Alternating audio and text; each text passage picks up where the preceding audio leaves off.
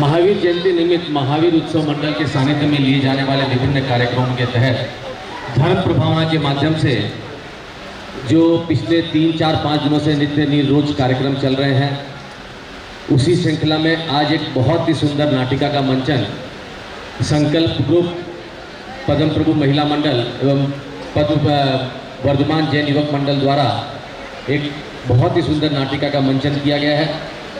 कुछ ही क्षणों में सभी कलाकार तैयार हो जाएंगे और ये नाटक की शुरुआत कर दी जाएगी।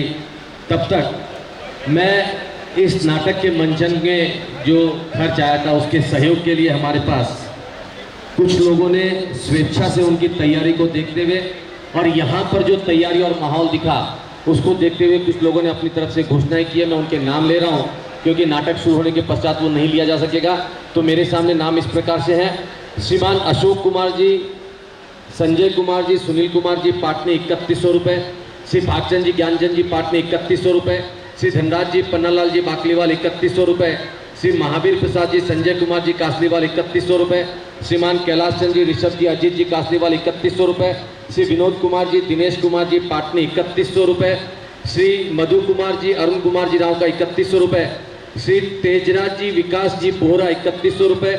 श्री विनोद कुमार जी, नितेश कुमार जी गंगवाल की तरफ से 2500 रुपये। श्रीमान प्रकाश चंद जी, अमित जी बगड़ा 2100 रुपये। श्री चेतन जी, हेमंत कुमार जी दोषी ने 2100 रुपये दिए हैं। श्रीमती लीला देवी झांझरी 2100 रुपये। श्रीमान धर्मचंद जी, रितेश कुमार जी कासलीवाल की तरफ से 2100 रुपये। श्री विमल कुमार जी, कासलीवाल 2100 रुपये। श्रीमान छीतरमल जी, संदीप कुमार जी, पाटनी 2100 रुपये।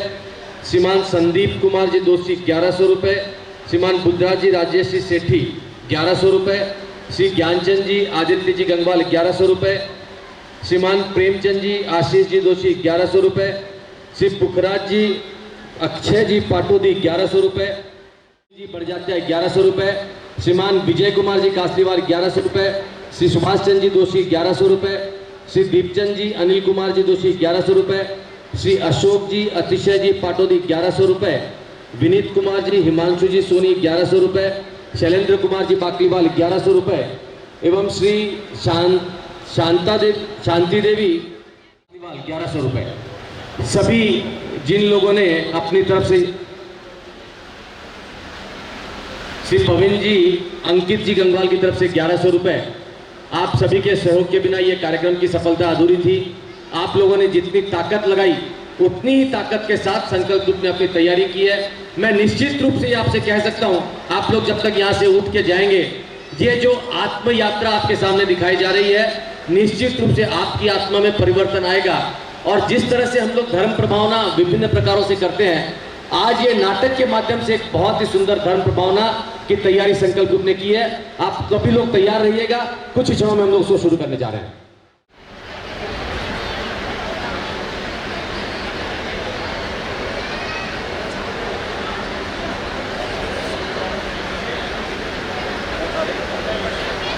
की शुरुआत करने जा रहे हैं। सबसे पहले मैं, जैसा कि आप सभी जानते हैं, एक शुभ कार्य की शुरुआत दीप प्रज्वलन से की जाती है। जिस तरह से एक दीपक के जलते ही चारों कोनों का अंधेरा मिट जाता है, आइए हम अपने दिलों के अंधेरों को मिटाएं और रत्नत्रय की ओर हम प्रयाण करें। एक दीप प्रज्वलन के माध्यम से मैं आमंत्रित करता हूं। उसके पहले कुछ कहूंगा। चलो मिलकर हम दीप जलाते हैं, चलो मिलकर हम दीप जलाते हैं, हाथ मिले अब दिल भी मिलाते हैं, मौका भी है और दस्तूर भी है, दीप जलाकर कार्यक्रम को शुरू कराते हैं। मैं आमंत्रित करता हूं दीप प्रज्वलन के लिए महावीर जयंती उत्सव मंडल के अध्यक्ष चंद्रकांत जी पाटिल, हमारे पद्म प्रभु दिगंबर जैन मंदिर के अध्यक्ष ज्ञानचंद जी पाटनी, अखिल दिगंबर जैन समाज इचलकरंजी के गुंडप्पन्ना जी रोजे मामा। मैं आमंत्रित करता हूं पासना दिगंबर जैन मंदिर के अध्यक्ष शेषनाथ जी पाटनी।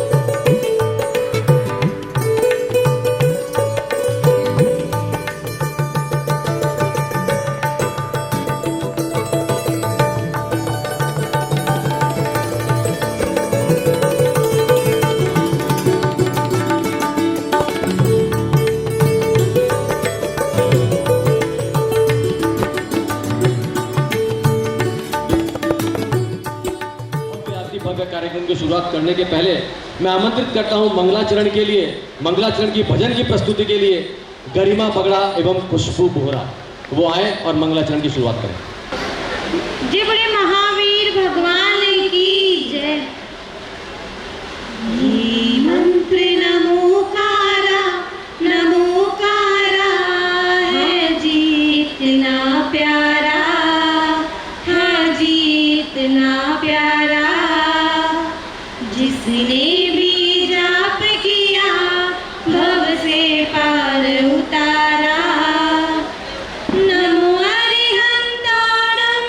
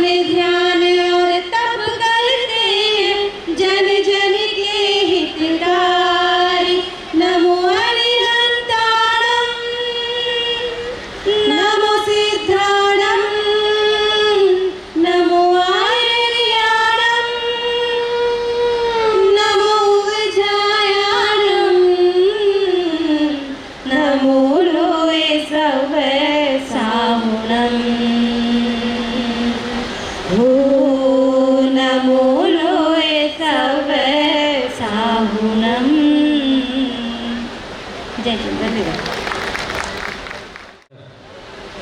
अब मैं आमंत्रित करता हूं पद्म प्रभु दिगंबर जैन मंदिर के अध्यक्ष ज्ञानचंद जी पाटनी, संकल्प ग्रुप की अध्यक्षा अस्मिता पाटनी, पद्म प्रभु दिगंबर जैन महिला मंडल की अध्यक्षा सुरजी देवी पाटनी एवं वर्धमान जैन युवक मंडल के अध्यक्ष राजू दोषी वहाँ पर आए और हमारे बीच में महावीर जयंती उत्सव मंडल के अध्यक्ष श्री चंद्रकांत जी पाटिल उपस्थित हैं, उनका स्वागत सम्मान करें।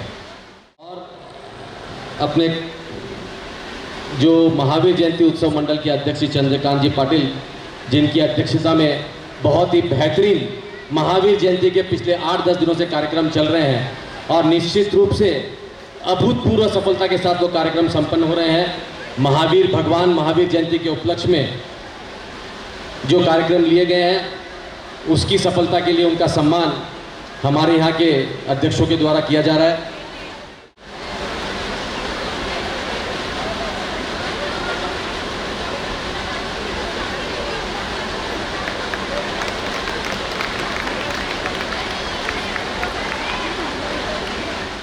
आज यहाँ पर भगवान महावीर जयंती उत्सव मंडल की ओर से हम भी सबका सम्मान करना चाहते हैं।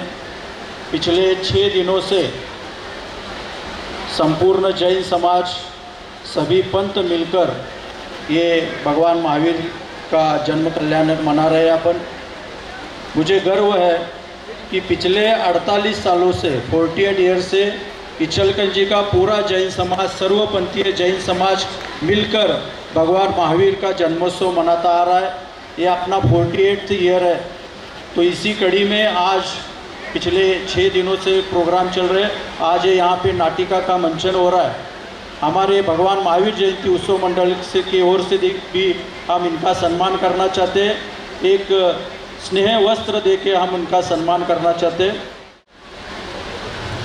पार्श्वनाथ दिगंबर जैन समाज के अध्यक्ष आदरणीय पद्म प्रभु दिगंबर जैन समाज के अध्यक्ष पाटनी जी का सम्मान यहाँ पे होगा।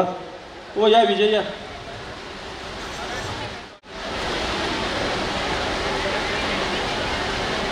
स्नेह और वस्त्र और नारियल देके इनका सम्मान हो रहा है। इसके बाद संकल्प ग्रुप के अध्यक्ष स्मिता पाटनी, इनका सम्मान होगा। संजय जी। श्री पद्म प्रभु दिगंबर जैन महिला मंडल के अध्यक्ष सुरजी देवी पाटनी, इनका सम्मान मैं विजय। और वर्धमान जैन युवक मंडल के अध्यक्ष राजू दोषी, इनका भी सम्मान यहाँ पे हम करना चाहते हैं। इसके साथ आप सबका भी आभार, इतने बड़ी संख्या में आप इस नाटिका को देखने के लिए यहाँ पे पधारे हुए, आप सबका आभार व्यक्त करते हुए मैं रुकता हूँ। धन्यवाद। जय जी। सहारे लीर मिलता है और धागों के सहारे चीर मिलता है। बात पते की है धर्म बंधुओं, कर्मों को काटने से ही महावीर मिलता है। सिंह के पर्याय में जब सिंह ने अपने कर्म काटे और मांस भक्षण का त्याग किया और दया का धर्म दिखाया, क्षमा धर्म दिखाया, अगले भाव में जाके वही इस वर्तमान शासनाय भगवान महावीर के रूप में जन्म लिए। इसलिए कर्मों को काटना जरूरी होता है। आज धर्म प्रभाव के भावों से हम लोग कर्मों को काटेंगे। उसके पहले मैं एक बहुत ही अभूतपूर्व और सुंदर घोषणा करना चाहूंगा, इसके पहले कि हम लोग कुछ कार्यक्रम लें। आप सभी के बीच में एक बहुत ही अति सुंदर घोषणा, जो ये पत्र मैं वो पढ़ के सुना रहा हूँ। सेवा में अध्यक्ष श्री पद्म प्रभु खंडेलवाल दिगंबर जैन मंदिर, वर्धमान जैन सोसाइटी, इचलकरंजी। हम सबके आराध्य वात्सल्य वारिधि जिन धर्म प्रभावक 108 आचार्य श्री वर्धमान सागर जी महाराज की प्रेरणा और उनके उपदेश से प्रभावित होकर हमने हमारे प्रिय सुपुत्र स्वर्गीय तनिष राव का सुपुत्र सौ शैली अरुण राव का के स्मृति में इचलकरंजी और कोल्हापुर जिला के सभी लोग ध्यान से सुनिएगा। स्मृति में इचलकरंजी और कोल्हापुर जिले के खंडेलवाल दिगंबर जैन समाज के किसी भी परिवार में किसी भी जोड़े के युगल दंपति के 2 के बाद तीसरी या उससे ज्यादा जन्म लेने वाली संतानों के लिए प्रत्येक संतान के नाम पर हमारी ओर से 1 लाख रुपए का एक फिक्स डिपॉजिट का बॉन्ड रखा जाएगा, जो उसके जन्म के 25 वर्षों के पश्चात उसे तकरीबन 8 लाख रुपए मिलेंगे। एक बार जोरदार करतल ध्वनि के साथ संपूर्ण रावका करी परिवार को धन्यवाद दीजिएगा। यह योजना सिर्फ इचलकरंजी और कोल्हापुर जिला के खंडेलवाल दिगंबर जैन समाज तक सीमित रहेगी। यह योजना मधु कुमार जी, सुरेंद्र कुमार जी रावका, स्व ललिता मधु कुमार रावका के हमारे दोनों के जीवन पर्यंत चलती रहेगी। इसके लिए 3 सदस्यों की एक समिति नियुक्त की जाएगी। उन 3 जनों को आप तीसरी, चौथी, 5वीं या जिससे भी ज़्यादा होने वाली संतानों के नाम सूचित कर सकेंगे और वो उसके जन्म के 45 दिन के अंदर अंदर आप बताएंगे और उसके नाम पे एफडी रख दी जाएगी। संतान में सुपुत्र हो या सुपुत्री सभी मान्य होंगे। आचार्य श्री की प्रेरणा से अपने समाज की सदस्य संख्या वृद्धि की शुभकामना हेतु यह उपक्रम शुरू किया जाना है। आज 3 अप्रैल वार 2023 वार सोमवार चैत्र शुक्ल त्रयोदशी महावीर जन्म कल्याणक महोत्सव के उपलक्ष्य में ये घोषणा हम करते हैं। आपके नम्र मधु कुमार, सुरेंद्र कुमार रावका, स्व ललिता देवी मधु कुमार रावका, अरुण शैली रावका, वरुण प्रीति रावका एवं पूरा रावका परिवार एक बार जोरदार करतल ध्वनि के साथ उन्हें धन्यवाद दीजिएगा। जब आज एक नया फैशन का दौर चल रहा है, जब एक बच्चे के बाद में हम लोग बंद कर देते हैं और वो ये प्रेरणा देना और ये जरूरी है जब एक बच्चा अपने परिवार को, एक बच्चा अपने धर्म की और एक बच्चा अपने देश की रक्षा कर सके। इस हेतु से उन्होंने ये जो उपक्रम लिया है, एक बार कतहे दिल से नमन करके और झुक के मैं उन्हें बहुत बहुत धन्यवाद देता हूं। अब आगे की श्रृंखला को बढ़ाते हुए मंगलाचरण नृत्य के लिए मैं आमंत्रित करता हूं अध्यक्षा स्मिता पाटनी, उपाध्यक्षा मीनू दोषी, सचिव खुशबू बोहरा, कोषाध्यक्ष नेहा बाकलीवाल एवं उत्सव मंत्री शैली रावका वो आए और अगली प्रस्तुति अपनी प्रस्तुत करें।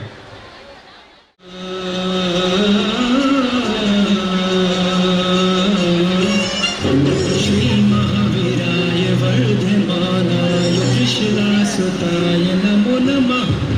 तीर्थंकराय वीतरागाय सुरपूजिताय नमो नमः। गुणाधीशाय गुणातीताय गुणभंडाराय नमो नमः। चरम शरीराय ज्ञातपूजाय सिद्धार्थ नंद नमो नमः। ज्ञातिपुत्राय दुःखहरणाय जन्मतीर्थंकरे अवतारणाय कष्टहरणाय अंतिम चरण जिन्वरे वर्धमान जिन चरणे नित्यं दिनं प्रणमामि।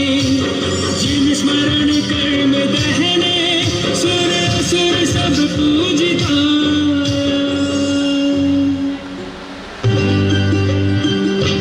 अपने जैन धर्म की सबसे अनमोल ये घड़ी, अपने जैन धर्म की सबसे अनमोल ये घड़ी। जन्म कल्याणक है आया छाई खुशियाँ बड़ी।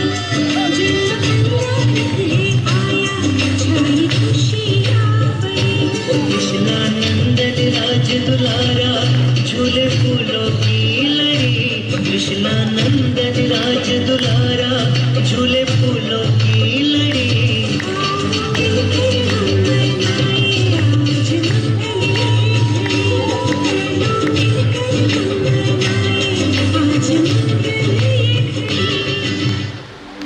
प्रभु वीर ने मुक्ति का पथ दिखाया, पथ को हमने ही पंथ बनाया। पथ के ऊपर एक बिंदु लगाया, बिंदु में उलझे सिंधु भुलाया। इस पंथवाद ने हमें कहां तक पहुंचाया। किससे जीते हमने किसे हराया, हमने किसे हराया।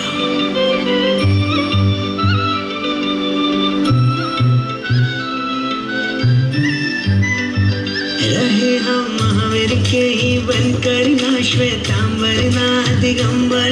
हम जैन हैं, कहो हम जैन हैं। रहे हम महावीर के ही बनकर, ना श्वेतांबर ना दिगंबर। हम जैन हैं, कहो हम जैन हैं। ओ लेकर पुण्य का ये सागर, जन्मे जैन कुल के अंदर। हम जैन हैं, कहो हम जैन हैं। धर्म से जैन है, कर्म से जैन है। कोयल कूकेगी पर आम की डाली तो हो, कोयल कूकेगी पर आम की डाली तो हो। दुनिया झूमेगी बस कला निराली तो हो। श्रोताओं, मेरे प्यारे बंधुओं, ये सभा भी जम जाएगी, बस आपकी जोरदार ताली तो हो। देखिए मैं आपसे निवेदन करूंगा, ये छोटे छोटे बच्चे, ये बड़े बड़े बच्चे, ये कलाकार, जितनी तैयारी इन लोगों ने की है आप लोगों ने देखा नहीं, मैं पीछे मेकअप रूम में जाके आया हूँ। मैं निश्चित रूप से कहूँगा जब ये नाटिका चालू होगी एक भी व्यक्ति यहाँ से हिलेगा नहीं, मेरे रोकने से नहीं, उसका दिल ये गवाही देगा कि मैं ये कार्यक्रम छोड़ के जा नहीं सकता हूँ। इतनी सुंदर नाटिका का मंचन किया गया है और मैं समझता हूँ जिन लोगों ने ये राशि की घोषणाएं की है, नाटक खत्म होते होते ये राशि सब लोग अपनी दुगनी कर देंगे। इतनी बेहतरीन प्रस्तुति इन लोगों ने की है। मैं आप लोगों से निवेदन करूंगा, ये कलाकार जब अपनी कला की प्रस्तुति करें एक बार जोरदार करतल ध्वनि के साथ इनको धन्यवाद और उनका स्वागत कीजिएगा।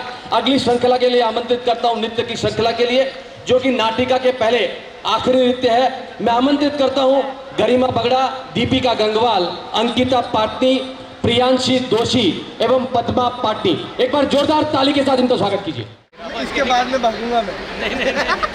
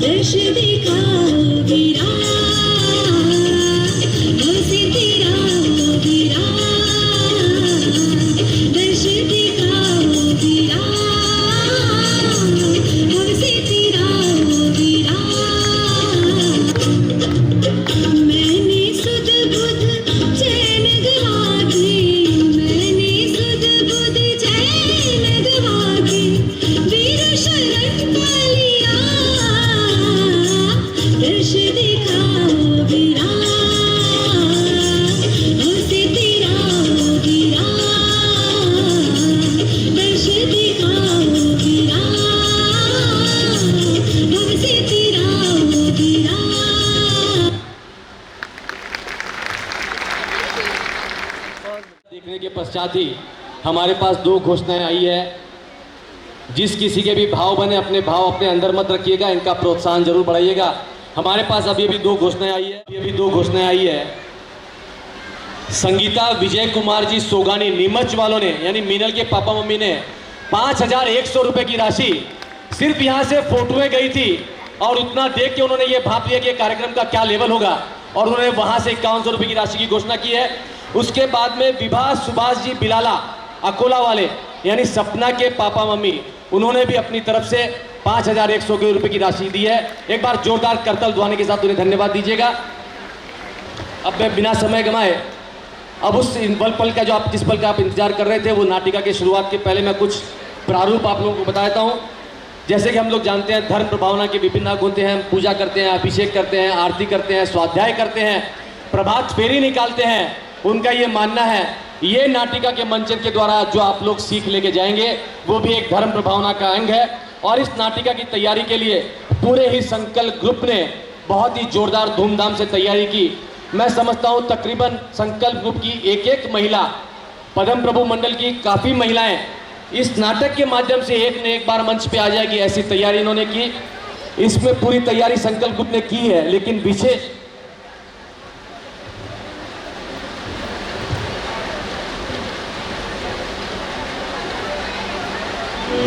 इस नाटिका का में जो विशेष तैयारी की गई थी वो संकल्प ग्रुप की अध्यक्षा स्मिता पाटनी, उपाध्यक्षा मीनू दोषी, सचिव खुशबू बोहरा,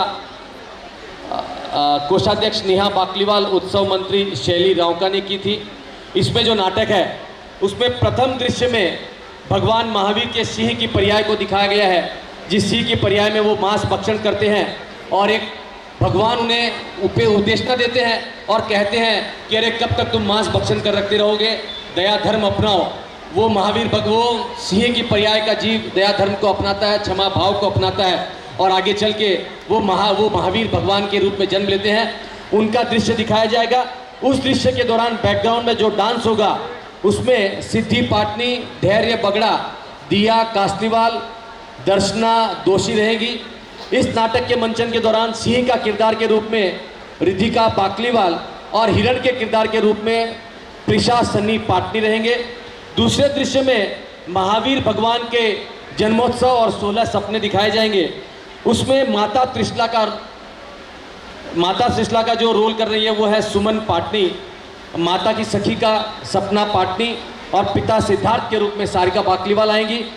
इसी मंचन के दौरान 16 सपने जो दिखाए जाएंगे उसमें नृत्य के दौरान प्रिया पाटनी, प्रीति राव का, दीपा झांझरी, लीना कासलीवाल एवं निधि पाटनी रहेगी। और बधाई नृत्य के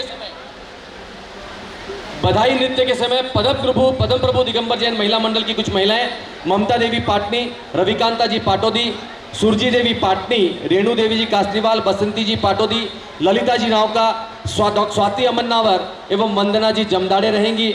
आप देखिए इतनी महिलाओं को सबकी तैयारी करना, सबकी प्रैक्टिस करवाना, कितना प्रयास और कितनी मेहनत इन लोगों ने की होगी। उसके बाद में हम तीसरे दृश्य की ओर चलेंगे। मैं आप लोगों को ये पहले इसलिए बता रहा हूँ कि पूरे नाटक 1 घंटे के 55 मिनट के नाटक के दौरान ब्रेक नहीं है, इसलिए आप लोगों को मैं प्रारूप समझा रहा हूँ। और तीसरे दृश्य में धन कुमार बनेंगे, जिनका जो पात्र पूरा कर रहे हैं सुजल पाटनी, श्रीदत्त सेठ के रूप में रहेंगे मीनल दोषी, देवश्री सेठानी के रूप में सपना बाकलीवाल और मुनिराज के रूप में रहेंगे पद्माकर जैन खोत। धन कुमार के 7 भाई के रूप में रहेंगे ध्वनि पाटनी, रिधिका झांझरी, कनिष्का बाकलीवाल, राजुल राव का, भव्या सेठी, प्रेरित दोषी एवं परी जैन। इस दृश्य में धन कुमार के भाग्यवान होने के कारण माता पिता के समृद्धि व वैभव में वृद्धि होती है और सारा श्रेय धन कुमार को जाता है। और उसी कारण उनके 7 भाई उनसे राग द्वेष करते हैं और ये बताया जाएगा कि ये राग द्वेष भवांतर तक हमें लेके जाना पड़ेगा, इसलिए अपने राग द्वेष को वहीं त्यागा जाए। और ये धन कुमार का जो जीव होता है उसका चौथे दृश्य में दिखाया जाएगा, जिसमें उसका पूर्व भव अकृत पुण्य का वृत्तांत दर्शाया जाएगा। अकृत पुण्य कौन था? जो निर्माल्य खाने लगा था और उसके कारण उसके दारिद्र्य आ गई थी, लेकिन मुनिराज के प्रवचनों के दौरान सुनने के बाद में उसके भाव जागे और उसने समाधि मरण को प्राप्त किया। वो अकृत्य देव आगे जाके अगले भाव में देव बनता है और वो देव वापस मनुष्य पर्याय पाकर धन कुमार बनता है। जो उसने दारिद्रता उसे मिली थी निर्माल्य सेवन के कारण, अब उसने जब छोड़ दिया और अपनी जो समाधि वर्ण को धारण किया, उसके कारण देव बनता है और अगले भाव में धन कुमार बन के खूब धनवान बनता है। तो आपको इस नाटिका के द्वारा ये सब समझाया जाएगा। क्षमा भाव, पाप पुण्य के बारे में समझाना, पाप को त्यागना, राग द्वेष को त्यागना, क्षमा और दया को धारण करना, ये प्रभावना के अंग के माध्यम से आपको समझाया जाएगा। अकृत पुण्य का पात्र करेंगे पारस पाटिल, भोगवती का पात्र दीपिका पाटनी, सेठ अशोक दिव्या पाटनी, सेठ वसु पार्थ दोषी, 7 भाई, जो 7 भाई हमने आपको बताए थे धन कुमार के, वो सौधर्मिंद्र के रूप में मिठास बाकलीवाल और सिंह के रूप में पार्थ दोषी।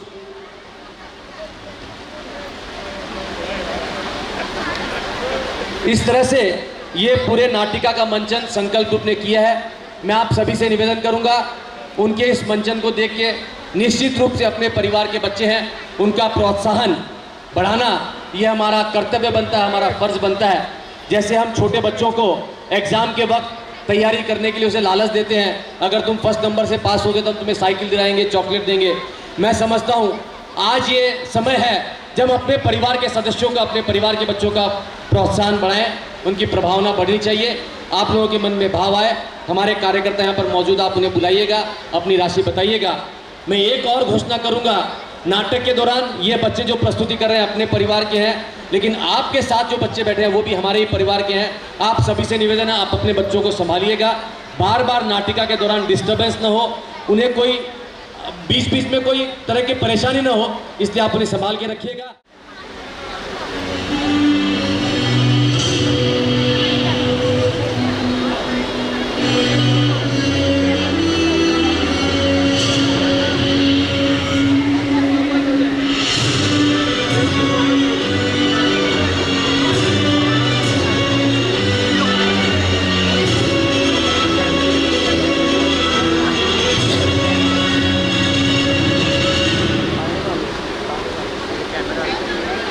मैं समय हूँ, मैं आज एक कथा सुनाने जा रहा हूँ। ये आवश्यक है कि हर वर्तमान इस कहानी को सुने ताकि भविष्य के लिए खुद को तैयार कर सके।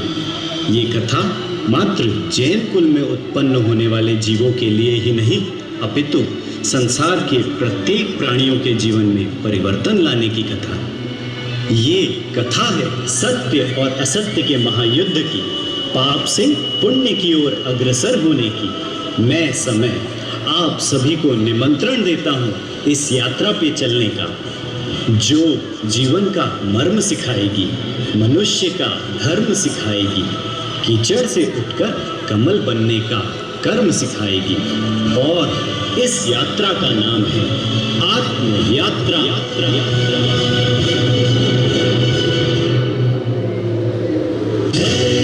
संग्राम की आत्मकल्याण की नित्य नित्य आदिहरम अंतर शत्रु कषायकरम विद्या से घड़ियम सम्यक् परम यात्रा।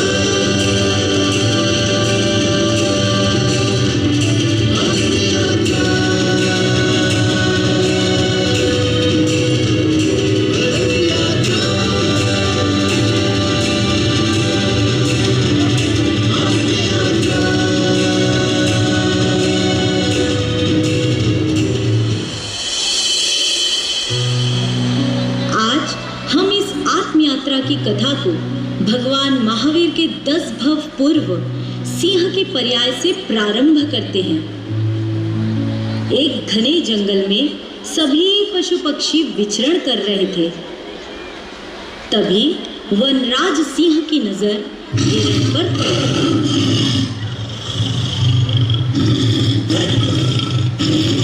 आहा, ताजा ताजा शिकार।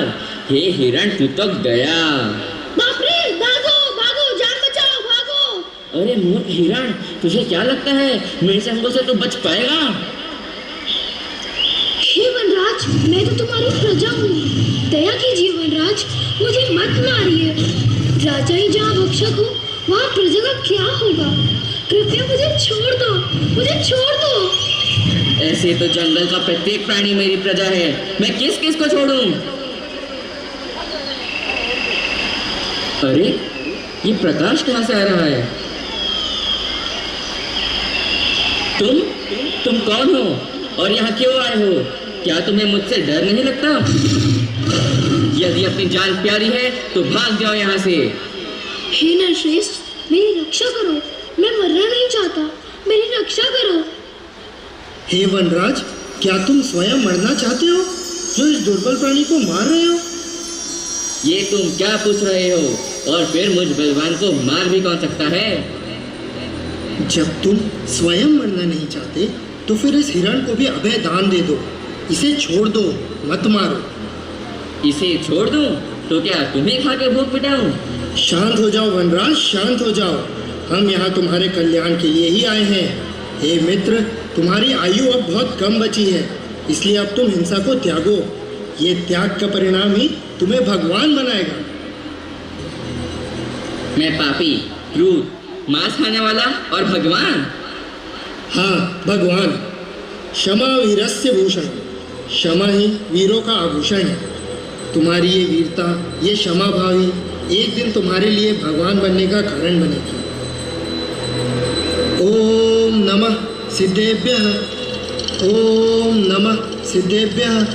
यह मंत्र एक ऐसा मंत्र है जो हमेशा तुम्हें सही राह में चलने का संबल प्रदान करेगा।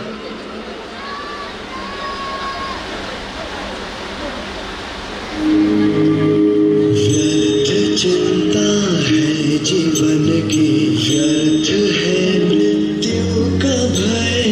आत्म को ना मार पाते शस्त्र, अग्नि ना समय।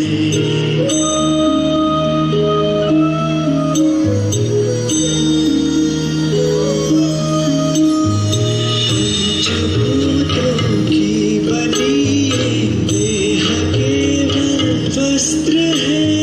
आत्मा का जो वास्तविक है, घर कहीं अन्यत्र है।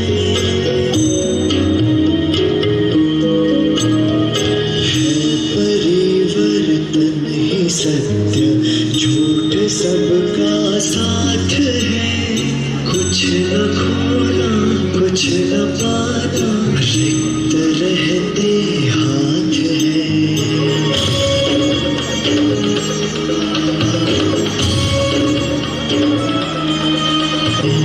और इस तरह सिंह ने गुरु उपदेश को सुन अपने जीवन में परिवर्तन को स्वीकार कर श्रावक के व्रतों को अंगीकार किया।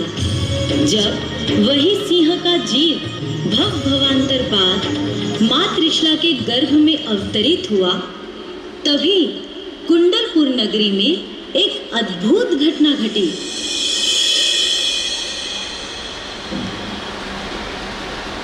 रानी, क्या हुआ? आप अचानक से क्यों उठी? मैंने स्वप्न देखा। कैसा स्वप्न? आज मैंने ऐसे 16 स्वप्न देखे जैसे पूर्व में मैंने कभी नहीं देखे। 16 स्वप्न? इन 16 स्वप्नों का फल क्या होगा रानी?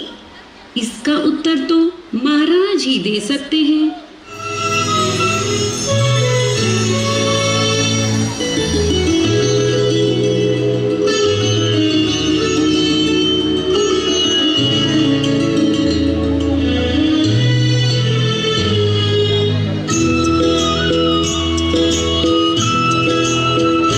मंगलकारी अद्भुत 16 सपने देखे प्रभु माता ने, देखे प्रभु माता ने। जाने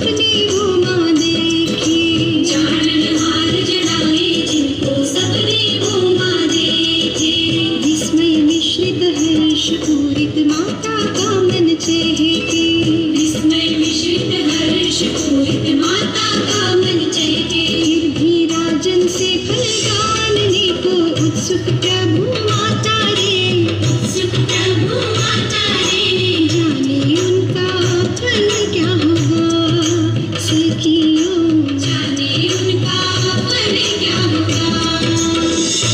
मंगलकारी अद्भुत 16 सपने देखे प्रभु माता ने, देखे प्रभु माता ने, जाने उनका फल क्या होगा सखियों, जाने उनका फल क्या होगा। महाराज, मेरे इन 16 स्वप्नों का फल क्या है? हे प्रिय, ये स्वप्न इसी बात का सूचक है कि आपके गर्भ में त्रिलोकी नाथ अवतरित हुए हैं। त्रिलोकी नाथ? क्या मैं भगवान की माता बनने वाली हूँ और आप पिता? हाँ त्रिशला, हाँ।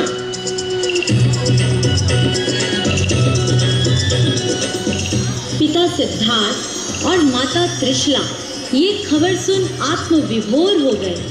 देखते ही देखते वह शुभ घड़ी आ ही गई। चैत्र शुक्ल त्रयोदशी, जिस दिन कुंडलपुर की वसुंधरा पर तीर्थंकर बालक अवतरित हुए। जैसे फूल अपनी खुशबू से संपूर्ण वातावरण को सुगंधित कर देता है, उसी प्रकार भगवान के जन्म की खबर चारों ओर फैल गई। बालक का जन्मोत्सव जन जन का महोत्सव बन गया।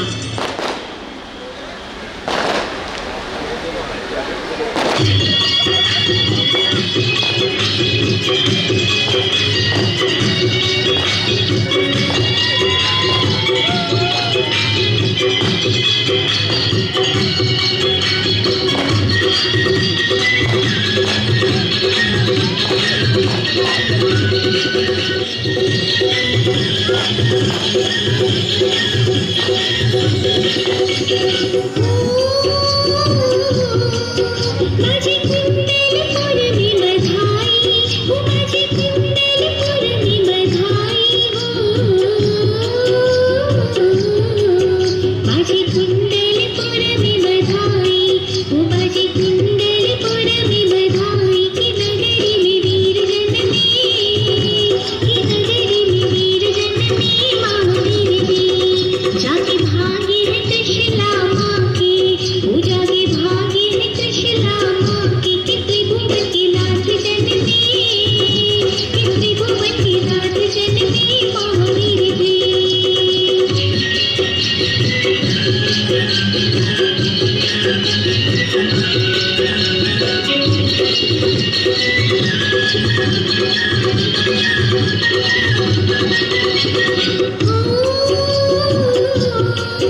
शुभ घड़ी जन्म की आई हो, शुभ घड़ी जन्म की आई हो, शुभ घड़ी जन्म की आई हो, शुभ घड़ी जन्म की आई। कि स्वर्ग से देव आई, कि स्वर्ग से देव आई महावीर जी। हम दर्श को तेरे आए हो, हम दर्श को तेरे आए, कि पाप सारे धुल जाए, कि पाप सारे धुल जाए महावीर जी। बाजे कुंडलपुर में बधाई हो, बाजे कुंडलपुर में बधाई। कि नगरी में वीर जन्मे, कि नगरी में वीर जन्मे महावीर जी।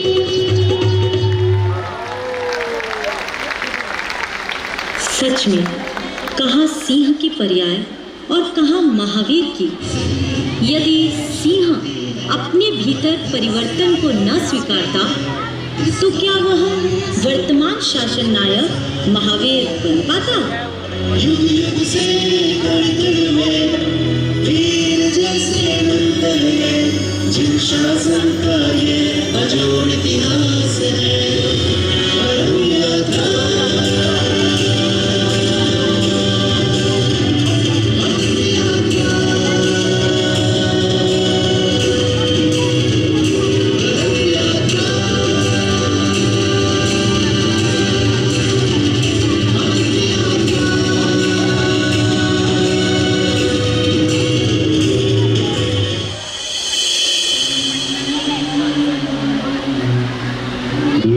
समय किसी के चले जाने से रुकता नहीं और मेरी यह आत्म यात्रा भगवान महावीर के मोक्ष चले जाने पर भी विराम को प्राप्त नहीं हुई। यहाँ प्रत्येक यात्री स्वयं जिम्मेदार है अपनी इस आत्म यात्रा का। ये प्रश्न आप सबके भीतर उठ सकता है कि ये आत्म यात्रा आखिर है क्या। इसी बिंदु को दर्शाने हेतु मैं समय अपने सुनहरे पन्नों के इतिहास से आपके सामने लाया हूँ अकृत पुण्य की आत्म यात्रा। ये कहानी है उन दिनों की जब 7 पुत्रों सहित श्री दत्त सेठ अपनी देवश्री सेठानी के साथ बैठे थे। तभी उन्हें ज्ञात हुआ कि वे पुनः पिता बनने वाले हैं और माँ को 8वें पुत्र के गर्भ में आते ही कुछ अनोखे दोहले होने लगे। हे स्वामी, न जाने क्यों जब से ये शिशु मेरे गर्भ में आया है मुझे जिनेंद्र देव के दर्शन और चारों प्रकार के दान देने के भाव हो रहे हैं। ये तो शुभ लक्षण है प्रिय। लगता है कोई पुण्यवान जीव आपके गर्भ में अवतरित हुआ है। क्या आप मेरी इस जिन दर्शन आदि की भावना को पूर्ण करेंगे? अवश्य, क्यों नहीं। श्री दत्त ने देवश्री की इच्छानुसार खूब दान पुण्य किया और तीर्थ यात्रा करवाई। कुछ समय पश्चात जैसे ही पुत्र का जन्म हुआ, हे स्वामी, पुत्र का जन्म हुआ है। हे स्वामी, आज मगध देश के व्यापारी से हमें 2 गुना मुनाफा हुआ है। स्वामी, कई समय से जिन व्यापारियों ने हमसे उधार लिया था उन सब ने अपना ऋण चुका दिया है। हे शिशु, तू सच में पुण्यात्मा है। तेरे जन्म से ही मुझे इतने धन वैभव की प्राप्ति हुई जिससे मैं श्रीदत्त तुम्हारा पिता ये घोषणा करता हूँ कि आज से सारा विश्व तुम्हें धन कुमार के नाम से जानेगा। धीरे धीरे धन कुमार बड़े ही लाड प्यार से वृद्धि को प्राप्त हुआ। ये जीवन का अकाट सत्य है कि जब पुण्य का उदय होता है तो सारी प्रतिकूलताएं अनुकूलता में परिवर्तित हो जाती है। फिर भी आश्चर्य है, ये जीव पुण्य को छोड़ पाप को ही करने में क्यों आनंद मानता है। माता पिता का धन कुमार के प्रति इस लाड प्यार को देख सातों भाइयों ने अपने मन में ईर्ष्या का बीज बो दिया।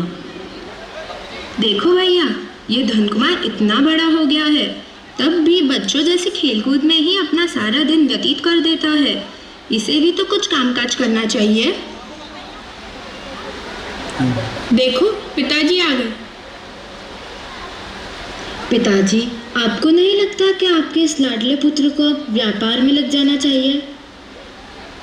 हे पुत्रों, मेरा मानना है कि जब तक आपका छोटा भाई पूरी तरह से परिपक्व ना हो जाए तब तक उसे अपने अनुसार जीवन जीने देना चाहिए। पर आप सभी का यदि उसे व्यापार में लाने का सुझाव है तो ठीक है, मैं धन कुमार से बात करता हूँ। बेटा, आज मैं तुम्हारी बुद्धिमत्ता की परीक्षा लेना चाहता हूँ। क्या तुम तैयार हो? जैसा आप उचित समझे पिताजी। यह 500 दिनार मैं तुम्हें देता हूँ। आज सूर्यास्त से पूर्व तक तुम इस दिनार का किस प्रकार प्रयोग करते हो यह हम देखना चाहते हैं। इसलिए विलंब न करते हुए शीघ्र ही तुम्हें प्रस्थान करना चाहिए। बेटा, तुम घबराना मत। मुझे पता है तुम अवश्य ही अपनी इस परीक्षा में उत्तीर्ण होंगे। परीक्षाएं जीवन में हमें संघर्ष के साथ लड़ना सिखाती है, स्वतः की काबिलियत से अवगत कराती है। ऐसा विचार कर धन कुमार अपने माता पिता की आज्ञा पाकर शुभ मुहूर्त में घर से निकल पड़ा। रास्ते में चलते चलते वह यही सोच रहा था कि इन 500 दिनार का प्रयोग मैं कैसे करूं। तभी उसकी नजर लकड़ियों से भरे एक ठेले पर पड़ी। हे सज्जन, कहो इस लकड़ियों सहित ठेले की क्या कीमत है? आप स्वयं ही कह दीजिए। इसकी पूरी कीमत 500 दिनार ले लो, अधिक कहने से क्या लाभ? 500 दिनार? लगता है इसे व्यापार करना नहीं आता, तभी तो इतने घाटे का सौदा कर रहा है। पर इसके घाटे से मुझे क्या? लो भाई, आज से ये लकड़ी सही ठेला हुआ तुम्हारा। मैं तो चला। आज तो पिताजी खुश हो जाएंगे इतनी सारी लकड़ी देखकर। अरे ये क्या? कसाई इस बकरी को कहीं मार न डाले। क्यों न मैं इसे खरीद लूं ताकि बकरी की रक्षा हो जाए। ओ भैया, क्या तुम इस बकरी को मुझे बेचोगे? इसकी क्या कीमत दोगे तुम? ये लकड़ियों से भरा ठेला तुम ले लो और ये बकरी मुझे दे दो। एक बकरी के लिए इतनी सारी लकड़ी? ले लो मित्र, शीघ्र ही ले लो। अच्छा हुआ मैंने इस बकरी की जान बचा ली। कोई कैसे मार सकता है इन बेजुबान जानवरों को?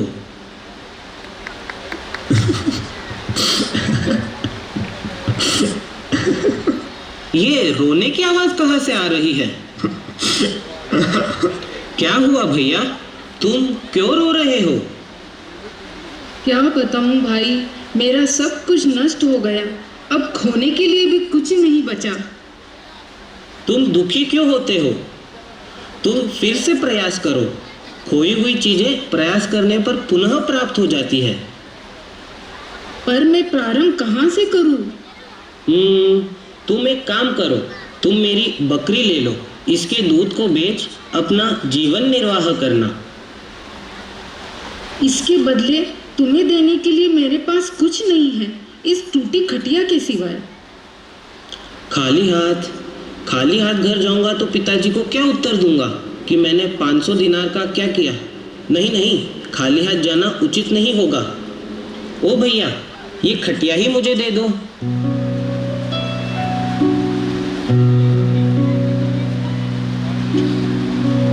अब मुझे घर चलना चाहिए। पिताजी ने सूर्यास्त से पूर्व घर पहुंचने कहा था। इस खाट को देख भले ही पिताजी नाराज हो, जब मैं उन्हें बताऊंगा कि एक गरीब पर दया के बदले खाट लाया हूं तो उनका सारा गुस्सा शांत हो जाएगा।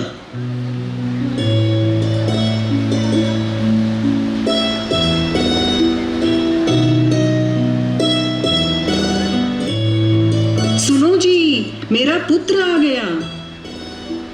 पिताजी देखो, 500 दिनार की ये मूल्यवान खटिया लाया है आपका लाडला। क्या बात है, इतनी सुंदर खटिया। आज से हम सब भाई इसी खटिया में ही सोएंगे। चुप हो जाओ तुम सब। चलो धन कुमार, तुम आज थक गए होंगे। इस खटिया को तुम यहीं रहने दो, चलो मेरे साथ। संसार में ये हमेशा देखा जाता है कि जब हमारे सामने किसी की अधिक प्रशंसा होने लगती है तो वह व्यक्ति हमारा शत्रु हो जाता है। ऐसा ही धन कुमार के 7 भाइयों के साथ हुआ। माता पिता का धन कुमार के प्रति प्रेम और सम्मान को देख सभी भाई अत्यंत आश्चर्य और द्वेष को प्राप्त हो वे एक दूसरे से बात करने लगे।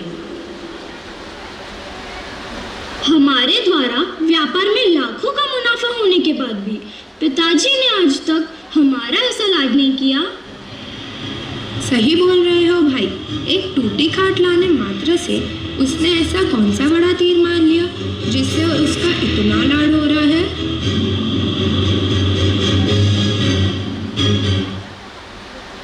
पिताजी, धन कुमार व्यापार करना नहीं जानता, इसलिए तो देखो आज 500 दिनार के बदले ये टूटी और मलिन खाट लाया है और माँ भी उस खाट की सफाई में लग गई है।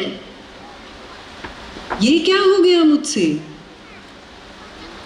ओहो धन कुमार, देखो तो सही तुम कितनी मजबूत खाट लाए हो।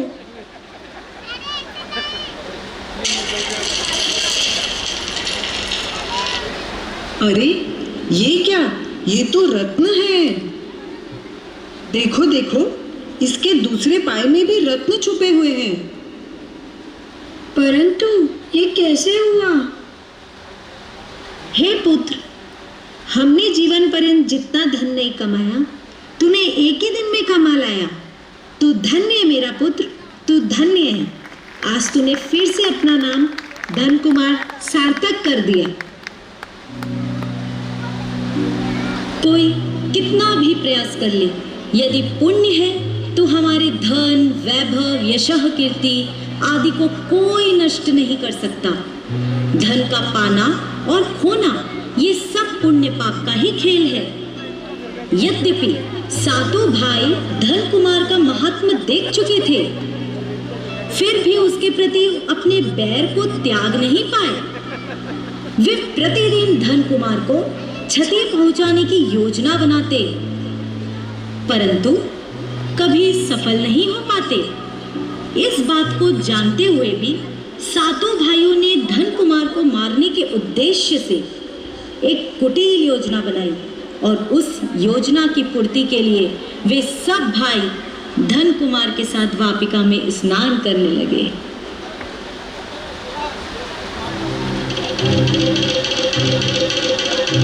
चलो हम सभी जल में गोता लगाते हैं और देखते हैं अधिक देर तक जल में कौन तैरता है।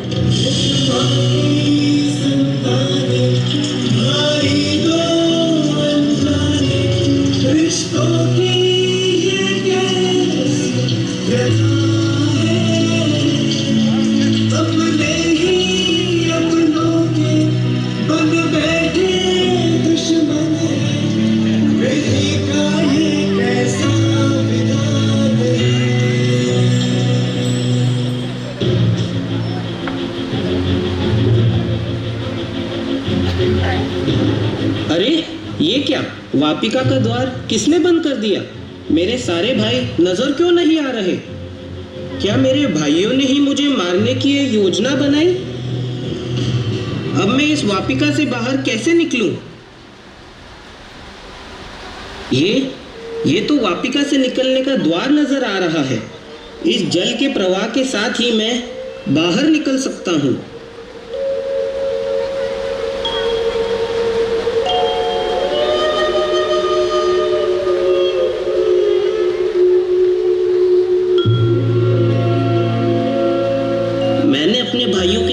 कभी दुर्व्यवहार नहीं किया, फिर उन्होंने मुझे मारने की ये योजना बनाई।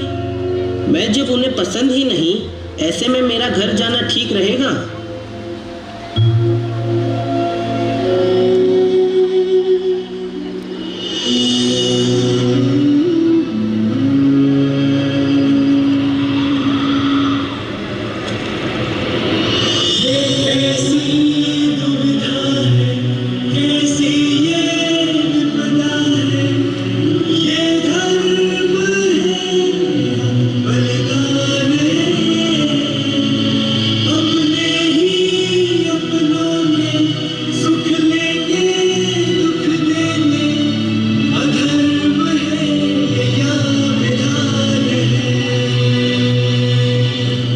मुनिराज नजर आ रहे हैं। नमोस्तु भगवन, नमोस्तु। हे भगवन, क्या मैं आपके सामने एक जिज्ञासा प्रकट कर सकता हूँ? हे मुनीश, क्या कारण है कि एक ही माता के उदर से उत्पन्न हुए मेरे सातों भाई मुझसे द्वेष करते हैं और अन्य सभी प्रेम करते हैं? मैंने तो कभी उनका बुरा नहीं चाहा।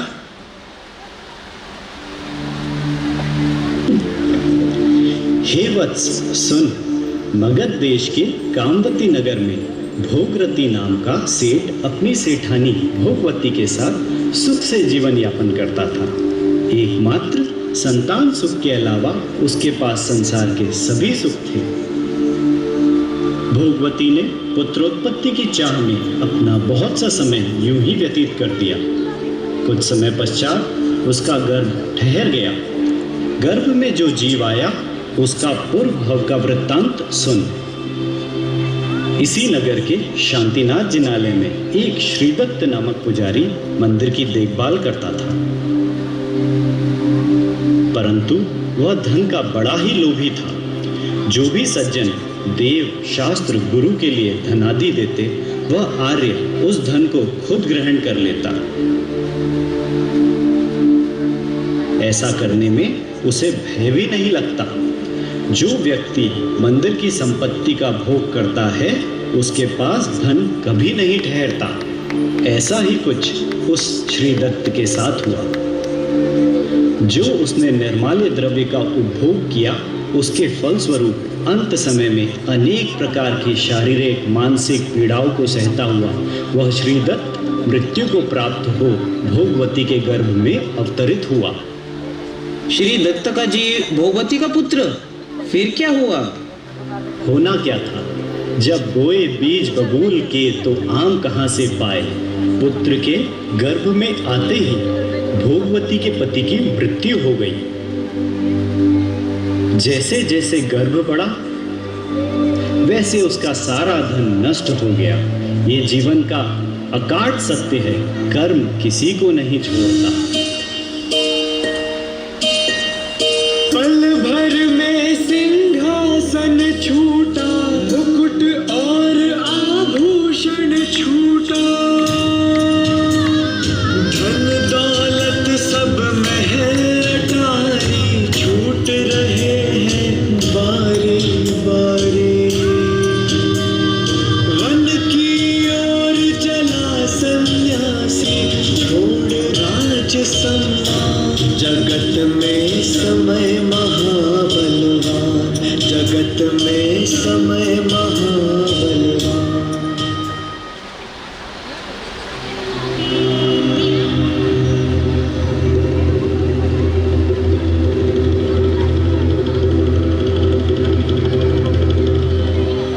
हे पुत्र, तुझे देखकर मैं खुश हूँ कि दुखी। जब सब कुछ था मेरे पास तो तू नहीं था, और आज जब तू है तो मेरे पास कुछ नहीं बचा। मैं तेरा लालन पोषण कैसे करूँगी? हे पुत्र, लगता है पूर्व भव में तूने कुछ पुण्य के कार्य नहीं किए, तभी तो तुझे न पिता का सुख प्राप्त हुआ न धन दौलत का। तेरे क्षीण पुण्य को देखते हुए आज से मैं तेरा नाम रखती हूँ अकृत पुण्य।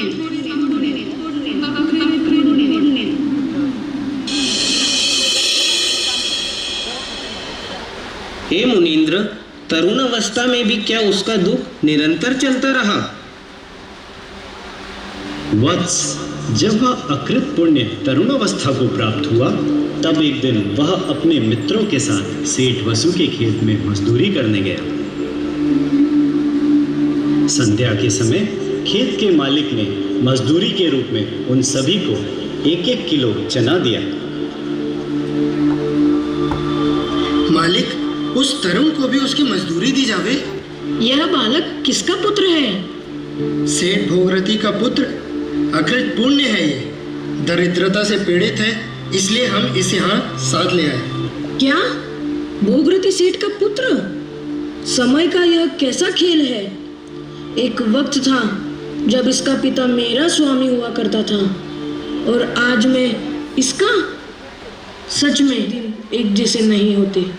ऊपर वाला नाच नचाए, इसे उठाए उसे गिराए। डूब रही है कोई पीढ़ी, कोई चढ़ती सीढ़ी सीढ़ी। परिवर्तन का पहिया घूमे, राजा रंग समा। जगत में समय महाबलवान, जगत में समय महाबलवान।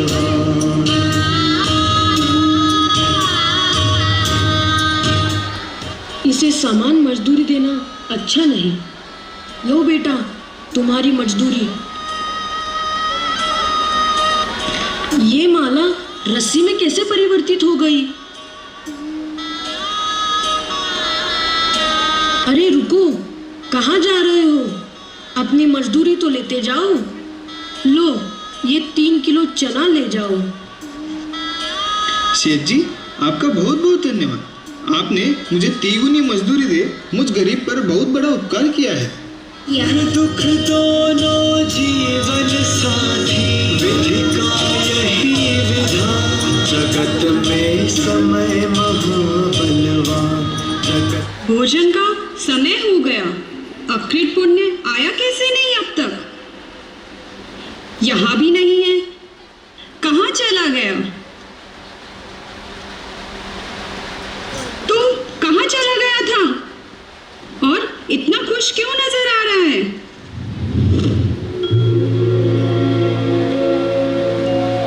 माँ, आज हम भरपेट भोजन कर पाएंगे। देख, मैं 3 किलो चने लेकर आया हूँ। बहुत भूख लग रही है माँ। यह जीवन संसार, यह सभी काल का खेल, होनी होकर ही रहे, झेल सके तो झेल। भाग्यहीन मनुष्य के हाथ में आई हुई वस्तु भी नष्ट हो जाती है। बेटा, तो दुखी मत हो। चल पहले भोजन कर ले। देख, तेरे इंतजार में मैंने भी भोजन नहीं किया। वैसे तो चला कहाँ गया था?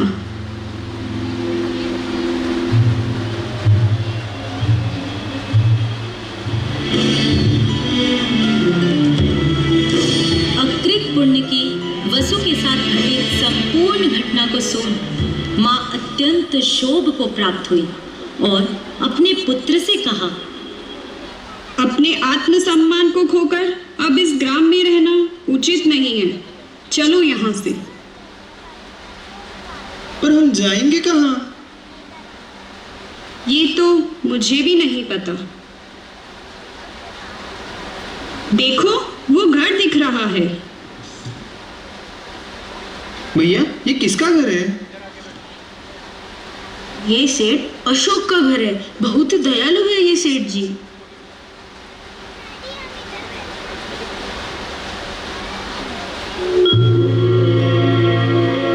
हे भ्राता, मैं और मेरा बेटा मगध देश से चलते आ रहे हैं। अब और चलने की शक्ति नहीं है, तो क्या आज रात्रि का विश्राम आपके यहाँ कर सकते हैं? तुम्हारा नाम क्या है? मेरा नाम भोगवती है और ये मेरा पुत्र अकृत पुण्य है। मैं देशांतर से इस देश में रहने का ठिकाना ढूंढने आई हूँ। शरीर के हाव भाव से एवं वचन शैली से तो ये उत्तम वंश की जान पड़ती है। अपने बालक के साथ अन्यत्र जाएगी भी कहाँ? रात भी अधिक हो चुकी है। बहन, तुम अंदर आओ। मुझे तुम अपना बड़ा भाई ही समझो और आज से अपने बालक के साथ तुम इसी घर में रहना। ये मेरे सातों पुत्र हैं। ये माता से विहीन है। आज से अकृत पुण्य के साथ तुम इन सातों पुत्रों की भी माता हो। और हे पुत्रों, आज से तुम अकृत पुण्य को अपना भाई और बहन भोगवती को अपनी माँ समान मानना।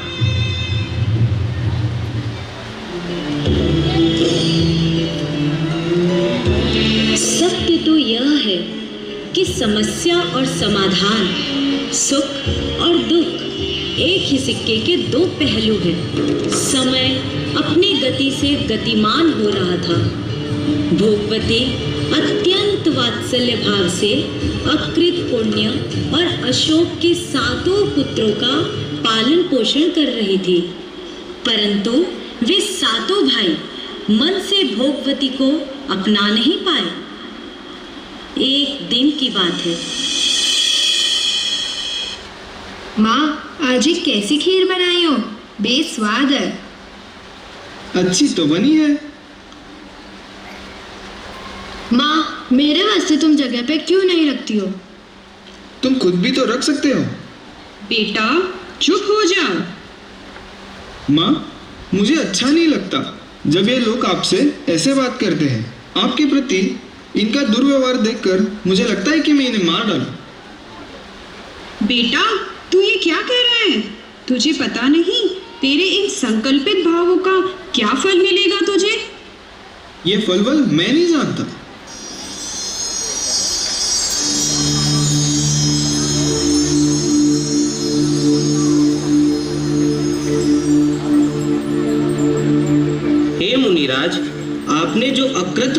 कथा सुनाई, उससे मेरा क्या संबंध? हे भव्य जीव, जिस अकृत पुण्य ने अपने भाव मात्र से उन सातों भाइयों को मारने की चेष्टा की, वह अकृत पुण्य का जीव कोई और नहीं, तुम ही हो। और वह सातों भाई इस भाव में तुम्हारे अपने भाई बनकर तुम्हारा वध करना चाहते हैं। संकल्प मात्र से बंधा हुआ तुम्हारा कर्म आज उदय में आकर फलीभूत हो रहा है। आप ये कहना चाहते हैं कि जो श्रीदत्त आकृत पुण्य बना, वही आकृत पुण्य मैं हूँ? एक जिज्ञासा है महाराज। श्रीदत्त ने मंदिर का निर्माल्य खाया तो उसे दुखों से भरी आकृत पुण्य की पर्याय मिली, लेकिन आकृत पुण्य ने ऐसा कौन सा पुण्य कर लिया जिससे उसे मेरी ये धन कुमार की पर्याय मिली, लाड करने वाले माता पिता मिले? तुम्हारा प्रश्न उचित है, अब तुम उसका समाधान सुनो। एक समय की बात है। बेटा, गायों को चराने वाला ग्वाला नहीं आया है। मैं चाहता हूँ तुम गायों को चराने जंगल ले जाओ। जैसी आज्ञा।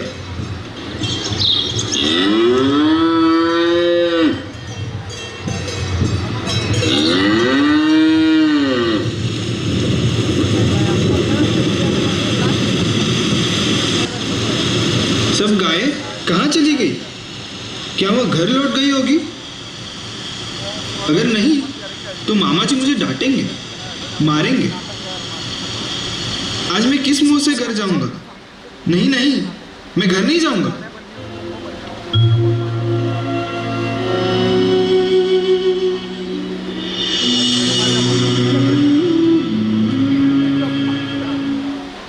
हे भ्राता, प्रातःकाल से अकृत पुण्य गायों को चराने जंगल गया है।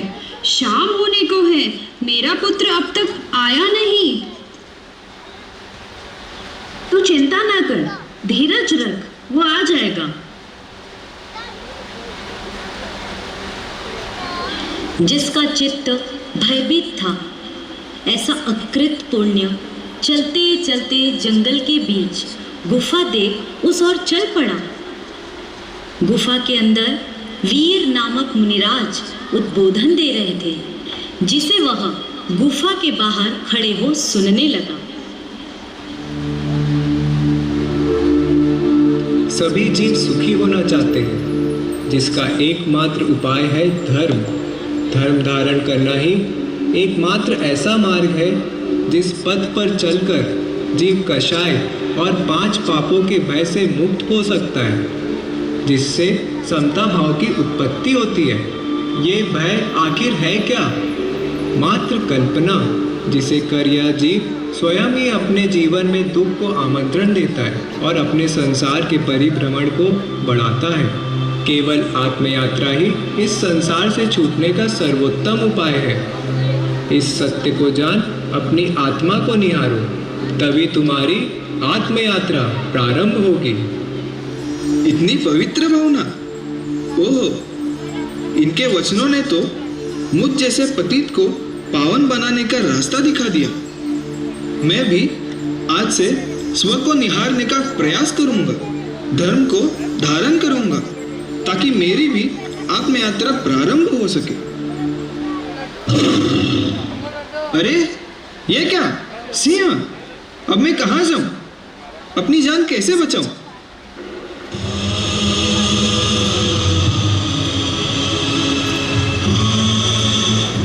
लगता है अब मेरा अंत निकट है।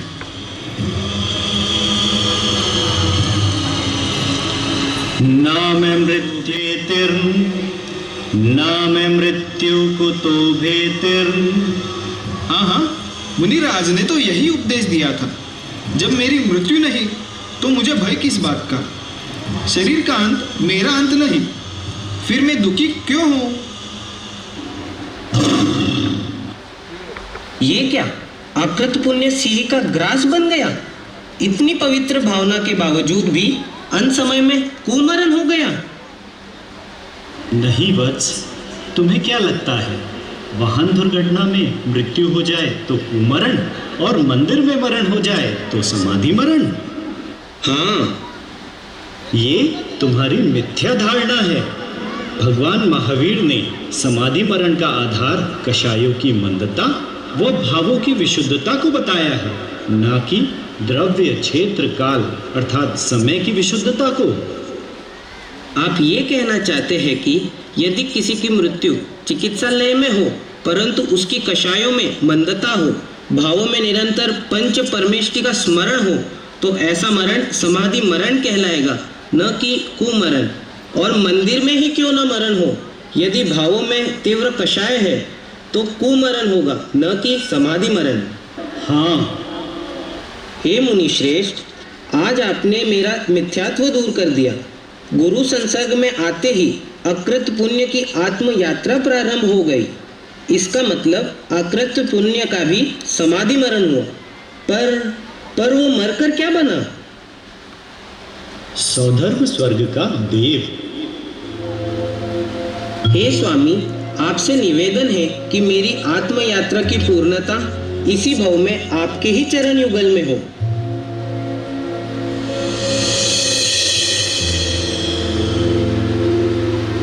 कहाँ जा रही हो? अपने पुत्र को ढूंढने। रुको रुको, मैं भी चलता हूँ। हम भी।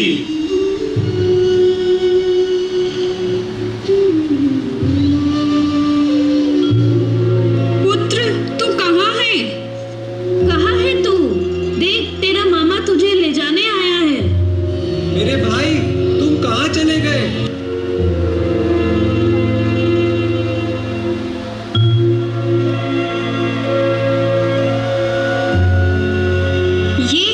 ये मेरे बेटे के वस्त्र हैं। मेरे बेटे को किसने मार डाला?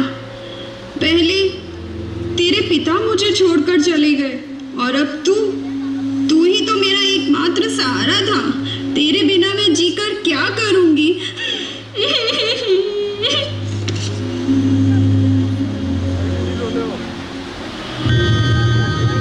यह जीवन संसार यह सभी काल का खेल, होने होकर ही रहे, झेल सके तो झेल। संसार के प्रत्येक संयोग वियोगमय ही है, लेकिन यह जीव इस सत्य को, परिवर्तन को नहीं स्वीकारता, जिसके कारण वह स्वयं दुखी होता है। जहाँ भोगवती अपने पुत्र के वियोग में दुखी हो रही थी, वहीं अकृत पुण्य सौधर्म इंद्र की पर्याय को प्राप्त कर सुखी हो रहा था।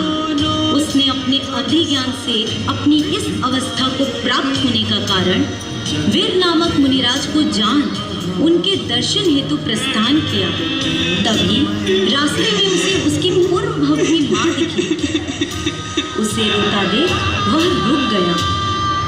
माँ, तुम क्यों रो रही हो? देखो, तुम्हारा पुत्र तुम्हारे सामने खड़ा है। पुत्र, तू जीवित है? तू कहाँ चला गया था? और तूने ये क्या पहन लिया है? ये सब उतार इनको। अब मैं वो नहीं जो तुम सोच रही हो। क्या मतलब है तेरा? माँ, तेरे उस पुत्र की मृत्यु हो गई, यह सत्य है। परंतु यह भी सत्य है कि धर्म के प्रभाव से तेरे उस बेटे ने यह सौधर्म इंद्र का पद प्राप्त किया है। मैं तो यहाँ मेरे उपकारी वीर मुनिराज के दर्शन हेतु पधारा था, जिनके निमित्त से मेरी यह आत्म यात्रा प्रारंभ हुई। और मामा जी, भाई, आप सबसे भी यही आग्रह है कि जीवन अल्प है, कब मृत्यु हो जाए पता नहीं। इसीलिए आप सभी अपने आत्मा के कल्याण हेतु अपनी आत्म यात्रा प्रारंभ करें। हे भगवान, मैं यही भावना भाती हूँ कि अगले भाव में ये 8 पुत्र मेरी ही कुक्षी से उत्पन्न हो और आपका संयोग भी मुझे प्राप्त हो। अब मैं गृहस्थ आश्रम का त्याग कर अपनी आत्म यात्रा भी प्रारंभ करती हूँ। और हम सभी। हे धन कुमार, भावों का खेल बड़ा विचित्र है।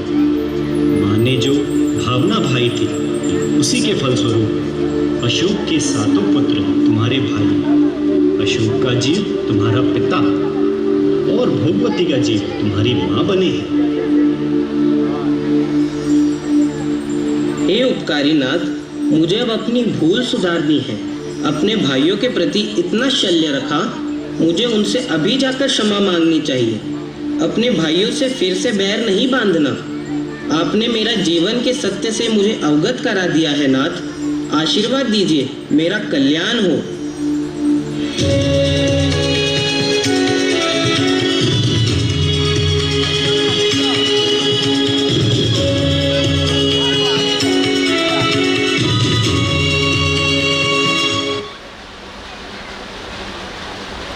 धनकुमार, मैं सपना तो नहीं देख रही।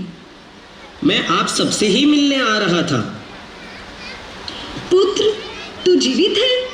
हमने तो सोचा कि तुझे काल ने ग्रस लिया। हे भ्राताओं, आप सब मुझे क्षमा करें। हमारे बीच का बैर का कारण मुझे ज्ञात हो गया है और ये बैर मेरी इस आत्म यात्रा में बाधक है। इसीलिए आप सभी मुझे क्षमा करें। क्षमा तो तू हमारे दुर्व्यवहार के लिए कर, जो हमने तेरे साथ किया। बेटा, घर चल, अब सब प्यार से रहेंगे। माँ, मैं आपके साथ नहीं चल सकता। मैं संयम पथ पर चलकर अपनी इस आत्म यात्रा को पूर्ण विराम देना चाहता हूँ। क्या हम सब भी इस आत्म यात्रा का हिस्सा बन सकते हैं? क्यों नहीं? संयम से सिद्धि है, वृत्ति की शक्ति है, भव फेरों का ये तो अंत है। रग रग में राग है, त्याग का राग है, आज लहरी है ध्वजा संयम की परम यात्रा।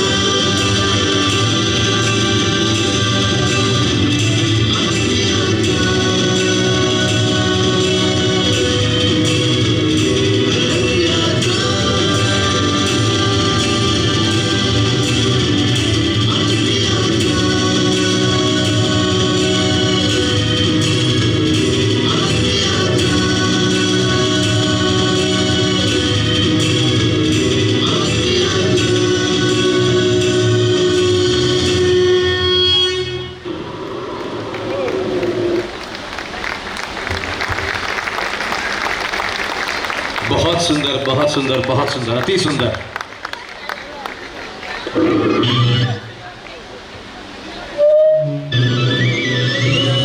मैं समय आत्म यात्रा के इस सफर में मेरे साथ प्रवास करने वालों का अभिनंदन करता हूँ। इस कथा ने अनेक सत्यों को प्रस्थापित कर जीवन के महानतम धर्म को दर्शाया है। आपके भीतर यह प्रश्न उठ सकता है कि इस धर्म का फल क्या होगा। धर्म सर्व सुखा करो हित करो।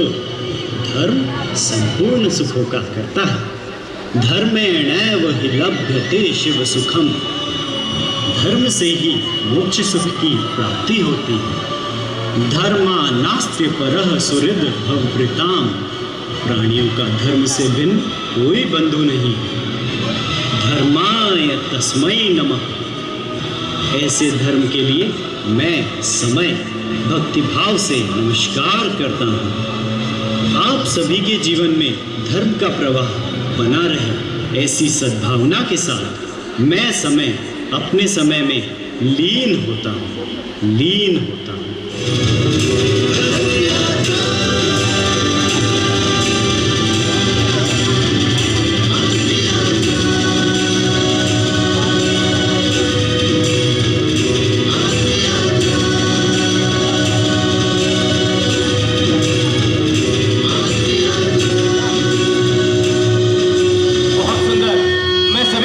आमंत्रित करता हूं मंच पर आए। एक बार जोरदार करतल ध्वनि के साथ इनका स्वागत कीजिएगा।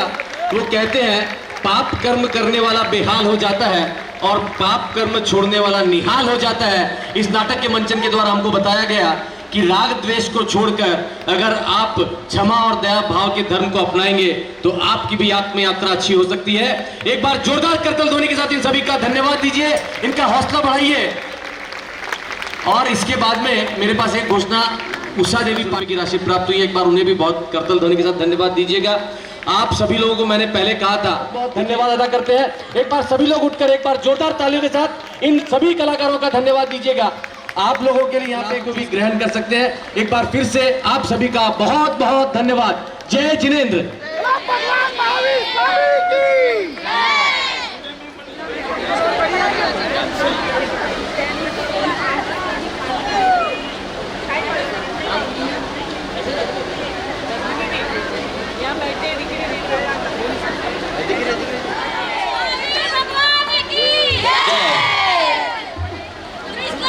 एक बार फिर से संकल्प ग्रुप की तैयारी के लिए बहुत बहुत धन्यवाद।